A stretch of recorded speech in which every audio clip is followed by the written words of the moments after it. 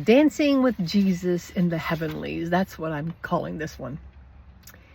I wrote this down in my journal because, I journal everything.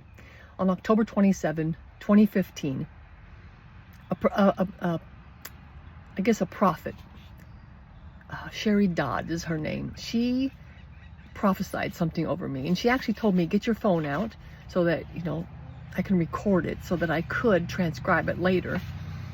And I'm so glad she did that, because I'm not going to read the whole thing, but I'm going to read you this one part. That God says he's going to take you into the heavenlies with him, and he's going to let you walk around. It's going to be like kicking around heaven all day. I have never forgotten this testimony.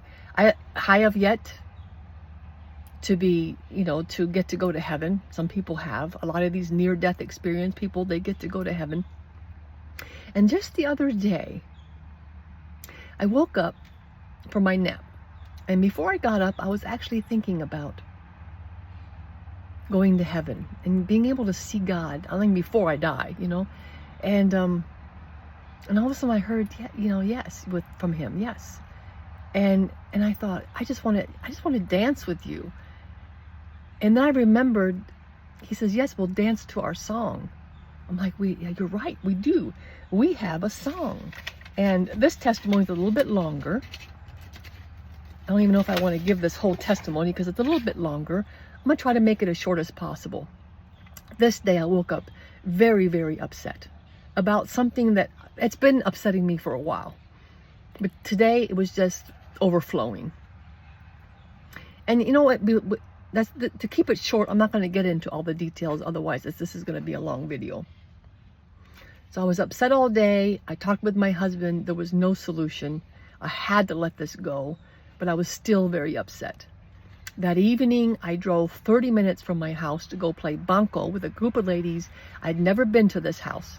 And as soon as I turned right onto this lady's street, I looked at my GPS to see where her house was on this street. And all of a sudden, I hit something, and I thought I hit a brick wall. It was these contraptions, these concrete things coming out of the sidewalk. I had never seen a street like that before. Anyway, 2 flat tires that evening. I called my husband. He had to come pick me up 30 minutes away. He called the tow truck. It was like $1,000, right? 2 new tires, tow truck. Well, that night I got home. It was about 9 o'clock. I went into my office and I said, Lord, what the hell just happened? I'm not used to this. I'm used to having wonderful days. What happened today? It was like crazy. And all of a sudden, I felt the Lord prompt me to listen to German music. My mom is German, so I grew up listening to German music. So I turned on my German playlist, and the first song that I heard was a beautiful love song. And the Lord said, I'm singing that over you. I said, you're singing that over me? Before I go on, I want to read you. I'll read it to you in English, okay? The song is called I Dream with Open Eyes of You. And the chorus is, I dream of open eyes with you. Where I am, you are always with me. You've brought me the wonder of the world. You've made me happy. After I heard these words, the Lord told me that these words, were from him to me. And I said, Lord, I can't hardly believe this. Like, I am sitting here angry at this whole situation, this whole day, and you're singing a love song over me. I want you to listen to what his response was, because I never want to forget it. He said, it's because you still have an unhealthy image of me. You still have an unhealthy image of me. Just because you're mad and angry does not mean the Lord stops loving you. I think he wants to even love you more. And he wants to put his arms around you because he knows you're just flesh. You're just dust. He knows what the enemy is trying to do to you every day.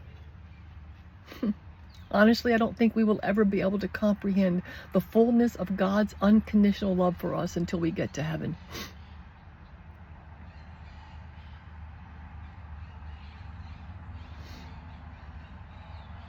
till we get to heaven.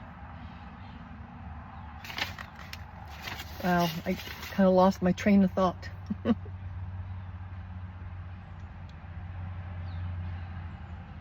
I guess that was it. Dancing with Jesus in the heavenlies.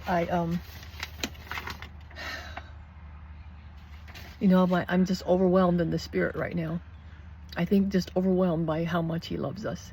Can I get you to stop everything today and just meditate on how much he loves you?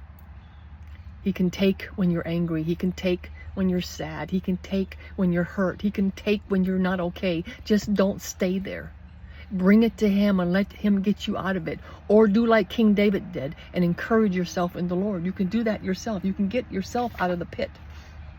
Oh yeah, there's one more thing I wanted to share. You know what was disturbing me on Monday? By Wednesday, the Lord took care of the whole thing. Gone, as in gone. The problem was solved. What I was upset about, he solved. That's our God. Don't let religion and the enemy complicate that and lie to you.